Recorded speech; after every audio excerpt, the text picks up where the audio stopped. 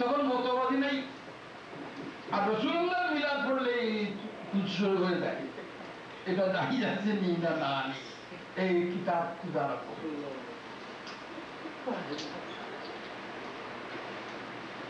সব নিয়ামত আল্লাহ যা দিয়েছেন নিয়ামতের আলোচনা করার হুকুম কোরআন শরীফে আছে কিনা?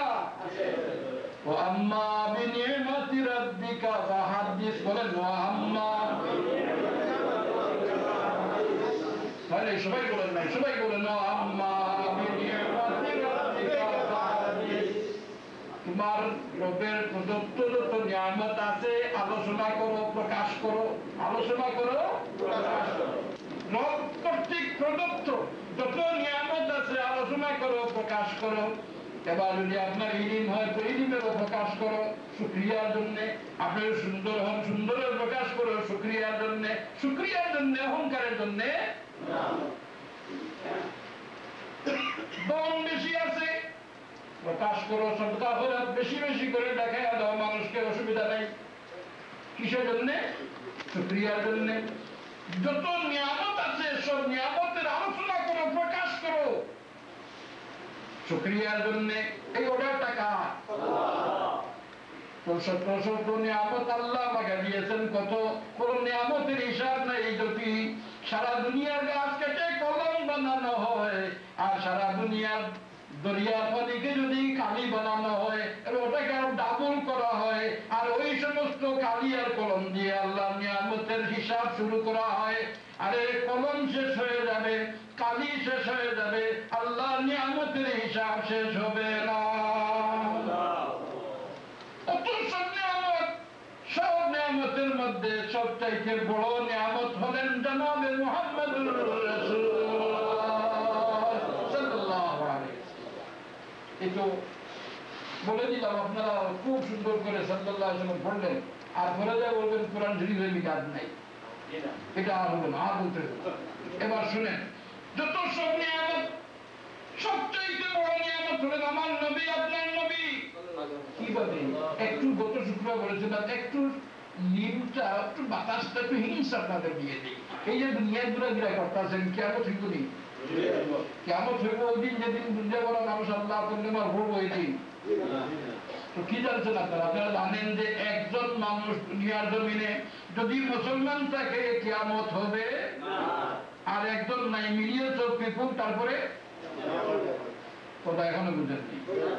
ঠিক আছে, তাহলে মুসলমান হওয়া যায় কি করে?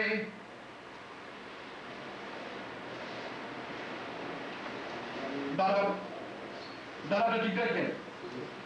এই দুনিয়া যেটার উপরে আমি বিরাজমান, যেটাকে আমি ব্যবহার করে আছি নাকি, এই দুনিয়ার সূর্যকে আমি ব্যবহার করে বেঁচে আছি, সূর্যের দ্বারা আমি অক্সিজেন ব্যবহার করতেছি, সূর্যের দ্বারা আমার রিজেক তৈরি হইতেছে। দুটো বলেন সত্য না মিথ্যা? আসমানের সূর্যের দ্বারা অক্সিজেন পাই, শ্বাস নেই, বেঁচে আছি।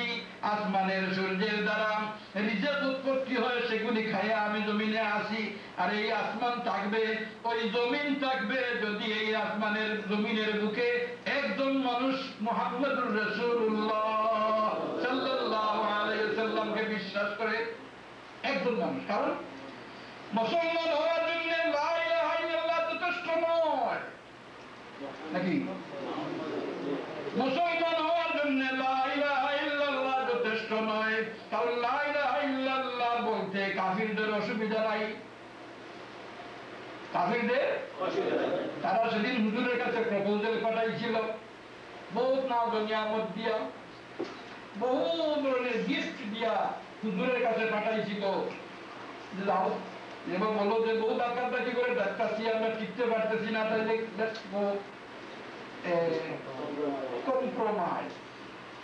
কম্প্রোমাইজটা কিভাবে হবে?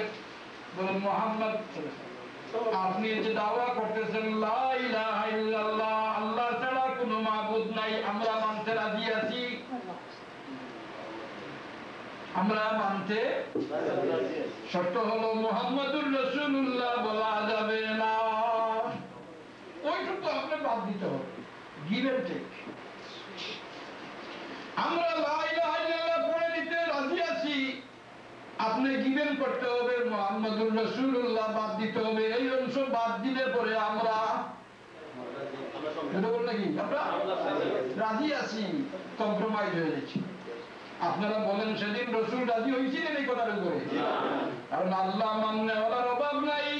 এই দুনিয়ার জমিনে সবাই আল্লাহ মানে, সমস্যা হলো মুহাম্মাদুর রাসূলুল্লাহ। মুহাম্মাদুর রাসূলকে রাসূল বলে স্বীকার করা যায় না, এটাই সবথেকে বড় সমস্যা। যার কারণে মুসলমান যদি হতে হয় লা ইলাহা ইল্লাল্লাহ বলার সাথে সাথে বলতে হবে মুহাম্মাদুর রাসূলুল্লাহ। প্রশ্ন, এই ক্লাস তো প্রশ্ন, তাইলে ইমান কে হলো মুহাম্মাদুর রাসূলুল্লাহ ইমান হইল না লা ইলাহা ইল্লাল্লাহ ইমান হইল? প্রশ্নের জবাবটা ঠিক 100% মার্ক আপনার দেওয়া হবে, 100% মার্ক। লা ইলাহা ইল্লাল্লাহ বলে যদি জিজ্ঞেস করা হয় বলো মুসলমান কি, বলবেন না, বলেন বলেছে লা ইলাহা ইল্লাল্লাহ মুহাম্মাদুর রাসূলুল্লাহ। এই প্রশ্ন, এই ব্যক্তি মুসলমান নি? সবাই বলে কি? তাহলে ইমান হলেন মুহাম্মাদুর রাসূলুল্লাহ। মুহাম্মাদুর রাসূলুল্লাহ হলেন ইমান। আর ওই ইমানে বিশ্বাসী যদি একজন মানুষ এই দুনিয়ার জমিনে বেঁচে থাকে, কিয়ামত হবে না আসমান আসমানের জায়গায়, জমিন জমিনের জায়গায়, চন্দ্র চন্দ্রের জায়গায়, সূর্য সূর্যের জায়গায়, দুনিয়ার সবকিছু এজ ইট ইজ থেকে যাবে যতক্ষণ পর্যন্ত একটা মানুষ মুসলমান থাকবে। সেই একটা মানুষ কি? মুহাম্মাদুর রাসূলুল্লাহ বিশ্বাসী। মুহাম্মাদুর রাসূলুল্লাহর বিশ্বাসী একটা মানুষ থাকলে কিয়ামত হয় না। আর যদি বিলিয়নস অফ পিপল দুনিয়ার জমিনে থাকে আর মুহাম্মাদুর রাসূলকে বিশ্বাসী একজন না থাকে, দুনিয়া বলে দুনিয়া ধ্বংস হয়ে যাবে। তাহলে আপনি যে দুনিয়া জমিনে বেঁচে আছেন, যে চন্দ্রের আলো, যে সূর্যের আলো দিয়ে অক্সিজেন নিয়ে, যে সূর্যের আলো দিয়ে রিজেক পাচ্ছেন, সেই রিজেকের ব্যবস্থা এই দুনিয়ার জমিনে যদি দুনিয়া থাকে তো খাইবেন। আর টাকার জন্য তো একজন মুসলমানই হলো যথেষ্ট, যে ব্যক্তি মুহাম্মাদুর রাসূলকে বিশ্বাস করে। সুতরাং বলে দেওয়া এই সারা দুনিয়া যত কিছু আছে পুরোটা ইউনিভার্সের ভিতরে যা আছে তার চেয়ে অনেক অনেক গুণ বেশি নিয়ামত হলেন মুহাম্মাদুর রাসূলুল্লাহ সাল্লাল্লাহু আলাইহি ওয়াসাল্লাম। যেদিন আপনি নিয়ামত পান সেদিনকে আপনি স্মরণ করেন, ওই দিনকে উদযাপন করেন। আর মুহাম্মাদুর রাসূলুল্লাহ যেদিন দুনিয়ায় আসছেন, এবার মুফতি সাহেব গরমই দিচ্ছেন, বলে এরা ঈদ বানাইছে আরেকটা। ওরা গত শুক্রবার বলেছি, ওরা ঈদ বানাইছে একটা, আমার মজবুরে ফিরে আসতেছি, ঈদ বানাইছে আরেকটা, আল্লাহ দিচ্ছে দুইটা, ঈদুল ফিতর ঈদুল আযহা। আর মোল্লারা সুন্নিরা বানাইছে, আলহামদুলিল্লাহ সুন্নিরা বানাইছে। যেটা বলে কারা? সুন্নিরা। তারা বলে সুন্নিরা বানাইছে। আরে আলহামদুলিল্লাহ আমরা তো ওয়াহাবি নই, আমরা কি? সবাই জুড়ে বলো কি? শরম লাগে নাকি? আমরা আহলে সুন্নাত ওয়াল জামাতের লোক, আমরা কি? আমরা সুন্নি, আমরা আহলে সুন্নাত ওয়াল জামাতের লোক। আর আহলে সুন্নাত জামাতের তুই তো দুশমনই আমাদের হইতাছ আহলে সুন্নাত জামাতের সুন্নি, তাইলে তো আমি বেহেশতি। দুশমনে হইতাছে আমাদের সুন্নি, তাইলে তো আমি আল্লাহর কাছে সুন্নি, তো আর সুন্নি তো বেহেশতি। রাসূল পাক সাল্লাল্লাহু আলাইহি ওয়াসাল্লাম বলেছেন তাফতারিকু উম্মতি, আমার উম্মত বিভক্ত হবে 73 শুবাতান, 33টা ভাগে, কুল্লুহুম ফিন নারি ইল্লা ফিরকাতুন ওয়াহিদা, সবগুলো জাহান্নামে যাবে, এক গ্রুপ আসবে। তাহলে 72 গ্রুপ জাহান্নামী, এক গ্রুপ বলেন না, আমি তো বলছি ক্লাসিকা 72 গ্রুপ এক গ্রুপ। যদি হাদিস অস্বীকার করে কেউ, সে কাফের। আজ কাফিরের বস্তা তুলে দিছি না।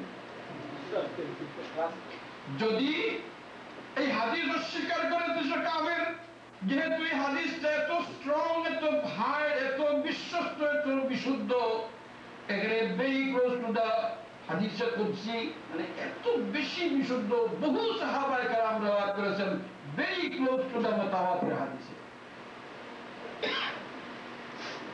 72 গুলো বেহেশতি আর একদল হবে 72 জাহান্নামী, একদল হবে বেহেশতি। সাহাবায়ে কেরাম জিজ্ঞেস করেন, ইয়া রাসূলুল্লাহ ওই দল কোনটি? তো হুজুর বলেন আল জামাআহ। হুজুর বলেন কি বলছেন? হুজুর আল জামাআহ। শিখেন কি হুজুর বলছেন? কি আল জামাআহ? এক হাদিস। আরেক হাদিস আছে মা আনা আলাইহি ওয়া আসহাবি, আমি আমার সাহাবাদের লাইনে, আমি আমার সাহাবাদের লাইনে। ওই লাইনের লোকগুলি হলো বেহেশতি, আর বাকি 72 গুলো আর সাহাবার দল যেখানে, রাসূল যেখানে, সেই পার্টির নাম হলো আহলুস সুন্নাতি ওয়াল জামাআহ। আহলুস সুন্নাতি ওয়াল জামাআহ। এই জামাত আমাদের সমাজে সুন্নি নামে পরিচিত। আমার শত্রু যখন বলে আমি সুন্নি, তাহলে আমি হইলাম বেহেশতি। সুবহানাল্লাহ। হাজিরিনে কেরাম, আহলুস সুন্নাতি ওয়াল জামাত